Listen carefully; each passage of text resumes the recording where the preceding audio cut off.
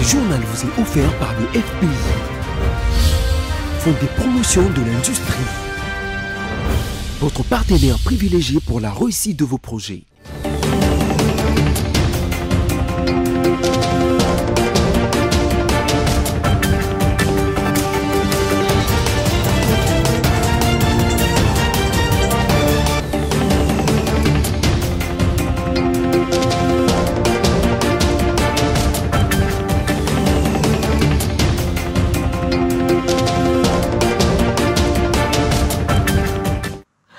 Bienvenue mesdames et messieurs à ce grand journal sur BC Télévision. En voici les sommaires. Placée 6e, la RDC est élue membre du Conseil des droits de l'homme des Nations Unies avec 172 voix sur 190 votants. Inhumation ce jeudi 10 octobre des victimes du naufrage de bateau MV Merdi. La cérémonie s'est déroulée au stade de l'unité de Goma dans la même ville. Chaque jour qui passe, les élèves de Kinshasa se transforment en agresseurs. Les parents ne savent plus sur quel sens se vouer. Un reportage a été réalisé en Tassi. Encore une fois, bienvenue. Une bonne nouvelle pour la République démocratique du Congo qui a obtenu un siège au Conseil des droits de l'homme des Nations Unies en recueillant 172 voix sur 190 votants à Genève. Le pays de Tshisekedi sera aux côtés du Bénin, de la Gambie, du Kenya et de l'Éthiopie pour le groupe Afrique. Et ces 5 pays siégeront pour 3 ans à partir du 1er janvier prochain. Roger Matadi. Avec 172 voix sur 190 votants, la République démocratique du Congo a été largement élue au Conseil des droits de l'homme, qui siège à Genève et sans suspense, puisqu'il y avait 5 candidats pour 5 sièges du côté du groupe Afrique et sur les 18 sièges distribués à New York.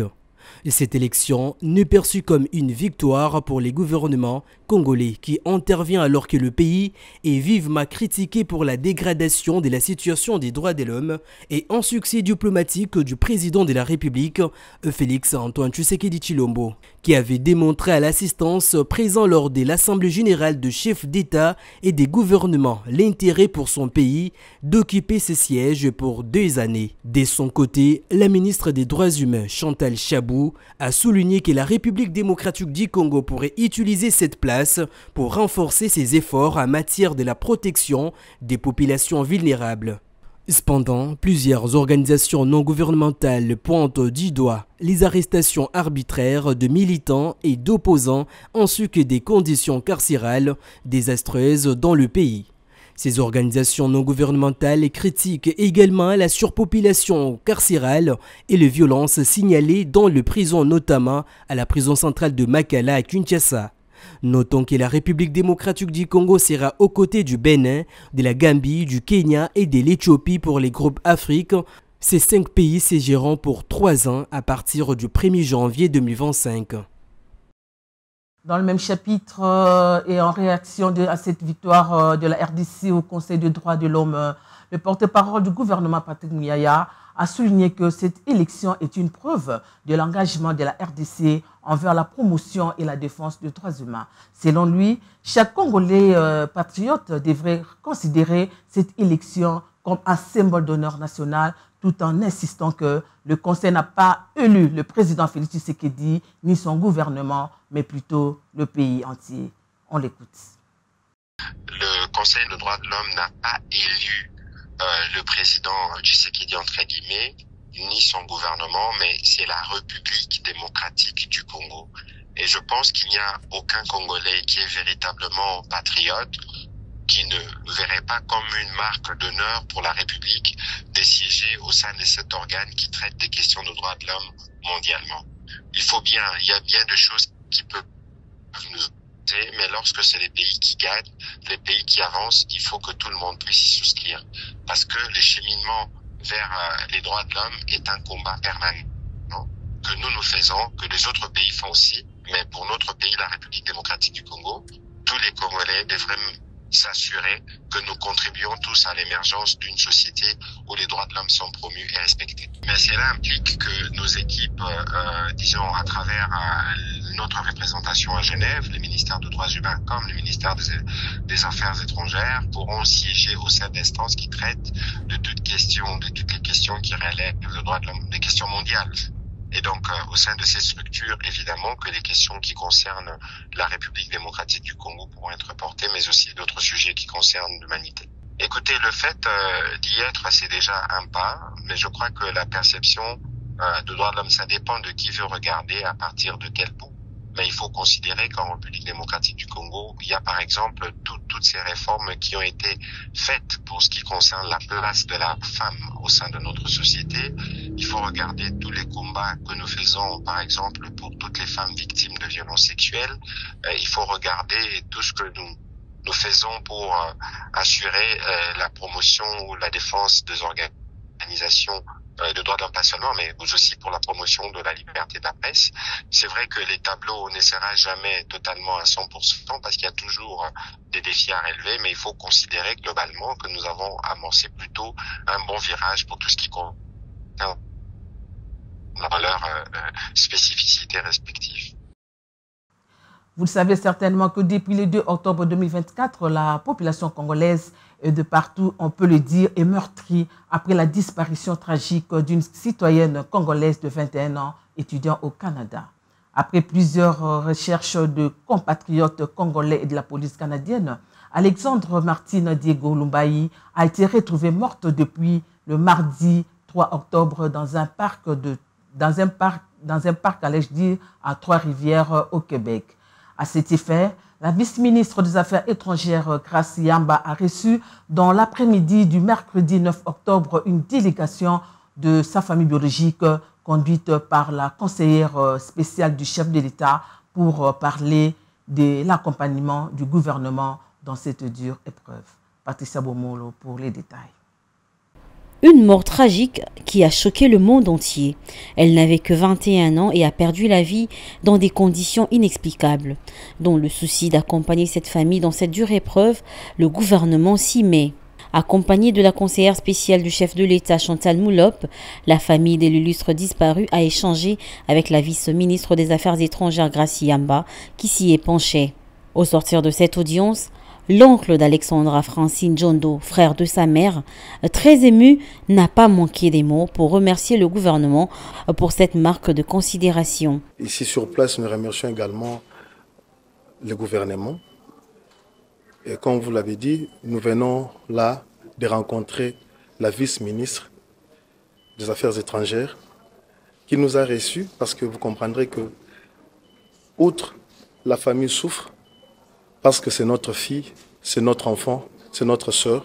Mais c'est un problème d'État parce que c'est une citoyenne congolaise qui est allée pour les études au Canada et qui a trouvé une mort atroce. Une mort atroce. Une mort atroce. Et nous remercions le gouvernement par rapport à ça. Retenez que le ministère des Affaires étrangères prendra en charge le déplacement de la mère et sa famille pour leur voyage au Canada. Au regard des liens qui existent entre le Canada et la RDC, l'ambassadeur du Canada en RDC, Maryse Gulbot, a échangé juste après la famille de la victime avec la vice-ministre Grace Yamba pour mettre en place la faisabilité du rapatriement du corps d'Alexandre en République démocratique du Congo et promet de suivre de près les enquêtes. On l'écoute. La jeune étudiante congolaise qui a été retrouvée, dont le corps a été retrouvé hier à Trois-Rivières dans la province de Québec. Donc nous avons discuté de l'enquête policière qui progresse, les prochaines étapes, le rapatriement, etc. Donc mon rôle comme ambassadrice du Canada ici en RDC et le rôle de l'ambassadeur de RDC à Ottawa pour faciliter le rapatriement le plus rapidement possible en RDC. C'est une très triste histoire.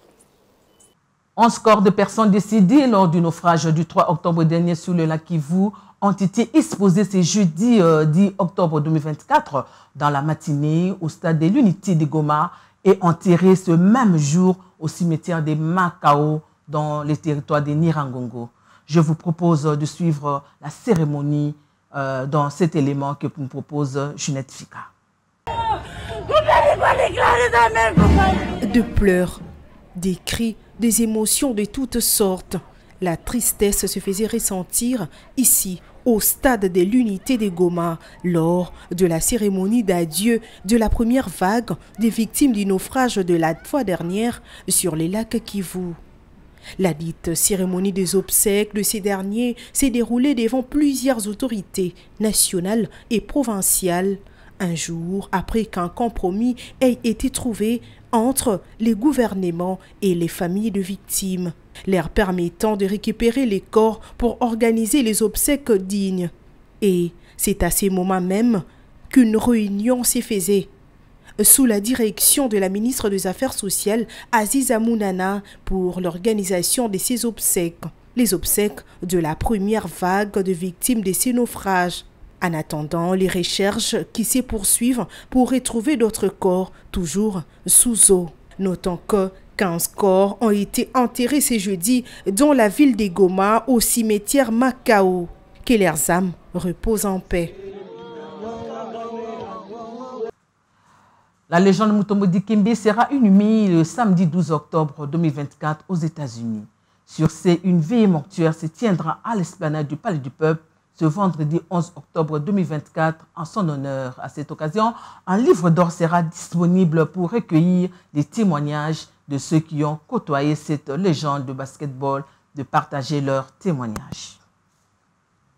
L'on observe actuellement dans le monde entier, en Afrique et en RDC, comme l'avons annoncé dans les sommaires ou à Kinshasa précisément, un mauvais comportement ou un agissement des élèves dans le milieu scolaire. L'agressivité a élu domicile. Sur ces, un constat est fait par nos reporters pour savoir si cela est un mauvais esprit ou un comportement naturel. Suivez. C'est un vent qui souffle actuellement dans quelques écoles en République démocratique du Congo à Kinshasa. Les élèves, déguisés en kuluna, se rendent à l'école avec des objets tranchants, se transformant en armes blanches et s'attaquant à leurs collègues d'une manière brutale, les entraînant même jusqu'à la mort. Et c'est là, au vu et au su des autorités des écoles. Et ce qui nous étonne, c'est le silence que ces derniers ont. Et ce qui nous étonne, c'est le silence de ces dernières. À la question de savoir, est-ce un mauvais esprit ou un comportement naturel? Quelques parents nous répondent. En tout cas, ils allaient dans l'envoûtement. Il y a un parents, il faut tout les mains. Tout le bana, baye banzambe. Po bana balingi kaka badiamba, balingi bazododo, balingi makambo nzambete. Il y a un envoûtement, ils ont kanga bango. Po biloko to salama na école ko bomana, ko tiana moninga ba poison. Et ça normal na âge na bango bon le ba kokola iko zandenge ni tote ya bana totinda bango na nzela lo sambo baba na kokende baba ne atana ikodi mais après ba koli na liloba comme ça kimia iko zala na bana la biso. Ils ont mauvais sort. Cela veut dire quoi? Ils ont souffert d'envoûtement. Bon, peut-être peu d'éducation, bah parents ou bah mener bana na ndaku, les éducation normale mais il faut moi na dès qu'il y a une fois dans la vie de prière, maman, papa, vous mener la vie de prière. Moi, dans une classe, il faut si les parents et les gouvernements en général et le ministre des tutelles en particulier ne s'élèvent pas, ne veillent pas et ne condamnent pas ces actes de barbarie, attendons-nous à une armée de Kuluna dans les jours à venir. Bonne classe. Hein? Bonne classe. Oh. Le phénomène Kilelo est devenu le symbole de la jeunesse populaire. Pourtant, le fait de se priver du minimum pour apparaître beau ou élégant à l'extérieur présente de gros risques. Mais surtout, le fait de normaliser certains comportements est un vrai danger pour la génération du futur qui n'aura que ça pour exemple. Les phénomènes baptisés Kilelo qui englobent plusieurs choses à la fois. L'utilisation des réseaux sociaux aujourd'hui chez les jeunes, l'habillement des jeunes filles et des garçons. Mais aussi Antibes, chanté par le musicien Félix Ewazekwa, est une sorte de carpe diem qui consiste à vivre intensement les temps présents sans se soucier du lendemain. Ce qui pousse à dépenser tous ses revenus pour le plaisir d'une soirée. Au micro de BSI Télévision, quelques jeunes ont donné leur point de vue.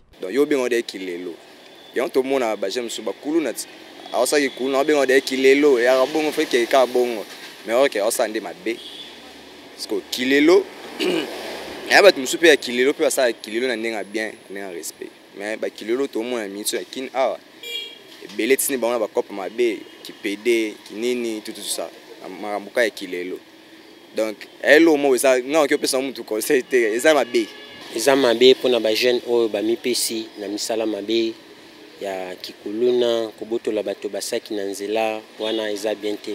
Bien sûr que tozomene vie moko difficile mais tomipesa courage ya koluka, tomipesa courage ya kosala meme na ba chantier oyo ya ba journalier wana ezala bien mpona biso ba jeune. Kilelo n'est pas une bonne chose parce que ces derniers temps on voit que le jeune abuse avec ce genre de slogan là, si c'est les Kilelo, avec les habillements pas bien, pas polis devant les gens, le comportement. Il y a plusieurs Koulouna ces derniers temps qui se comportent ainsi à cause du phénomène Kilelo. Il y a de jeunes filles qui sortent avec de vieux papas. Pour ces jeunes, ce phénomène Kilelo n'est pas une bonne chose car il détruit beaucoup de jeunes. Vêtements empruntés, prostitution et tant d'autres, de nombreux jeunes vivant dans des conditions sociales précaires sont prêts à tout pour fréquenter le lieu branché avec des vêtements et des téléphones hors de prix. Sachant que l'élégance est certes une caractéristique de notre culture, mais c'est priver de tout pour paraître élégant et branché est à notre avis une erreur de jugement. Ce qui est mal reste mal. Rendons-nous au Mozambique où les élections générales se sont tenues dans les calmes le mercredi 9 octobre 2024.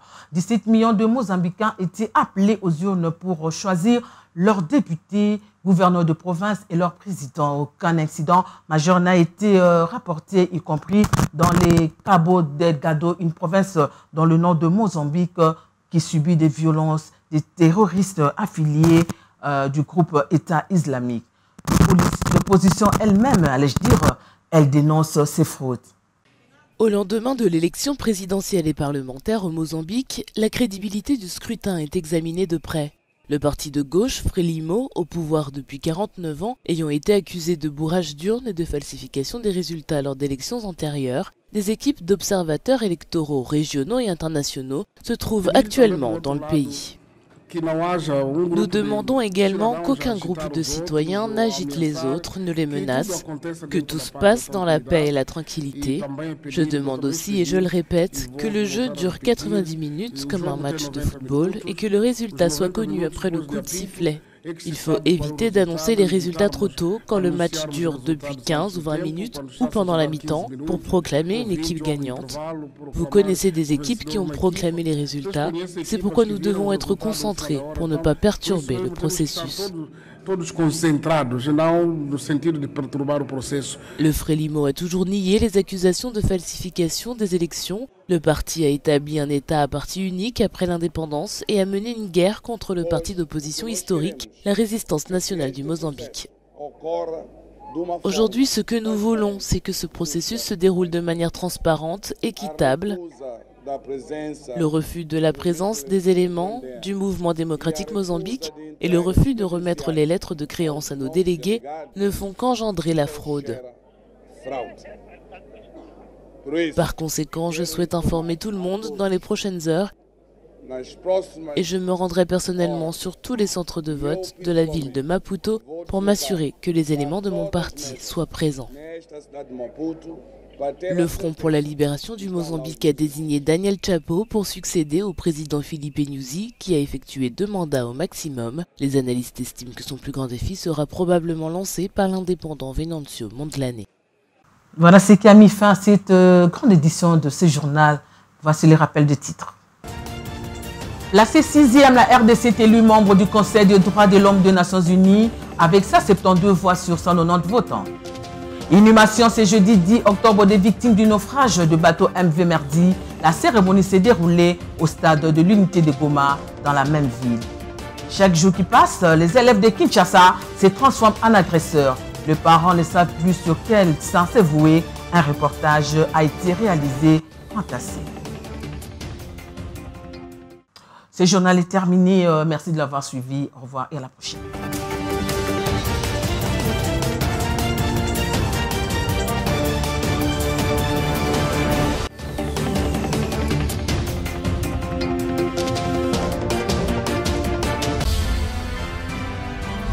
Ce journal vous vous a été offert par le FPI, Fonds des promotions de l'industrie, votre partenaire privilégié pour la réussite de vos projets.